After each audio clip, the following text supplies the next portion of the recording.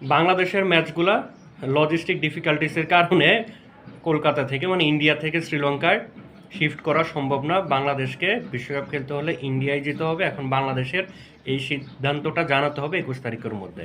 তো আইসিসি তাদের রায় দিয়ে দিছে ভাই। এখন বাংলাদেশ যদি যে স্ট্যান্ড আছে সেটা ধরে রাখে, তাহলে বাংলাদেশ তো ইন্ডিয়াতে যাবে না টি-20 বিশ্বকাপ খেলতে। তাহলে এবার টি-20 বিশ্বকাপটা খেলা হবে না। আর আইসিসির সিদ্ধান্ত যে এমনই হবে এটা তো অনেক আগেই প্রেডিক্ট করছিলাম রে ভাই। কারণ আইসিসি মানে ইন্ডিয়ান ক্রিকেট কাউন্সিল, তার উপর এটা প্রেসিডেন্ট এখন ভারতের স্বরাষ্ট্রমন্ত্রী অমিত শাহর ছেলে জয় শাহ, মানে এখন পুরোপুরি কি সবসময় তারাই নিয়ন্ত্রণ করে। সো বাংলাদেশের পরে তারা দিবে না ডিসিশন, কারণ এটা এখানে আবার তাদের ইগোর বিষয়। এখন একদল বলার চেষ্টা করতেছে বাংলাদেশের ক্রিকেট ধ্বংস হয়ে যাবে, বাংলাদেশের ক্রিকেট ধ্বংস করা পায়তারা চলতেছে, তারা যা সরাসরি বলতে পারতেছে না যে বাংলাদেশকে ইন্ডিয়া খেলতে পাঠানো হোক। ঠিক আছে ভাই, মোস্তাফিজকে বাদ দিল কেন? বাংলাদেশি হওয়ার কারণে। তাহলে এখানে তো আমাদের জাতিসত্তা, আমাদের ন্যাশনালিটি যেটা, এটাতেই তাদের সবচেয়ে বড় সমস্যা। এখানে ধর্মীয় ইস্যু আছে।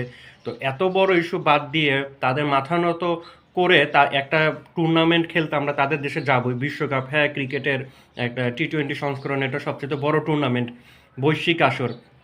কিন্তু ভাই এটা তো দেশের বিভিন্ন পার্টের মধ্যে এটা একটা পার্ট, এটা একটা সেক্টর। আমাদের ন্যাশনালিটি নিয়ে এখানে মানে তারা হিউমিলেট করতেছে। তারপরে তাদের যেতে হবে। ক্রিকেট যদি ধ্বংস হয়ে যায় আপনাদের কথা মতো, বাংলাদেশে তো আরও বোর্ড আছে। ফুটবল বলেন, ভলিবল বলেন, বাস্কেটবল বলেন, টেবিল টেনিস বলেন, ওই সাঁতার বোর্ড বলেন, অনেক বোর্ড আছে। হকি আছে। তারা তো বিশ্বকাপে অংশগ্রহণ করে না, করতে পারে না।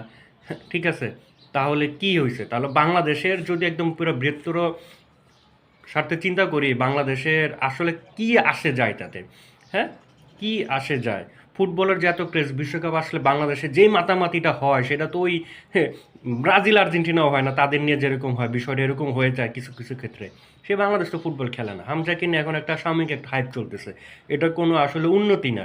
হ্যাঁ, ঘরোয়া কাঠামো ঠিক না হলে ফুটবলের কিচ্ছু হবে না। হ্যাঁ, তো সে ফুটবলে তো বাংলাদেশ বিশ্বকাপে অংশগ্রহণ করে না। এমনকি এফসি এশিয়া কাপ যেটা, সেটা তো অংশগ্রহণ করতে পারে না। সাফ খেলা সেটাতেও যে মনে করেন যে লাস্ট কবে জিতছে, 2002 না 3 সালে। তো কী হয়েছে তাতে? আসলে বাংলাদেশের মানুষের কিছু কি আসলে তাতে আসে যায়? সে ধরেন আপনাদের কথা মতো বাংলাদেশ ক্রিকেট বন্ধ হয়ে গেলো, তাহলে কয়েকজন কন্টেন্ট ক্রিয়েটর হয়তো বাংলাদেশ ক্রিকেটারদের আয় রোজগারের একটা পথ বন্ধ হয়ে যাবে, তারা হয়তো অন্য কিছু খুঁজে নেবে। এছাড়া আর কিছুই হবে না। No means no. বাংলাদেশ টি-20 বিশ্বকাপ খেলতে ভারতে যাবে না, বা শেষ। আগে বাংলাদেশের স্বার্থ, বাংলাদেশের ডিগনিটি, যেখানে যার কারণে বাংলাদেশি হওয়ার কারণে তো এত সমস্যা। সো আগে দেশ, তারপর বাকি সব কিছু।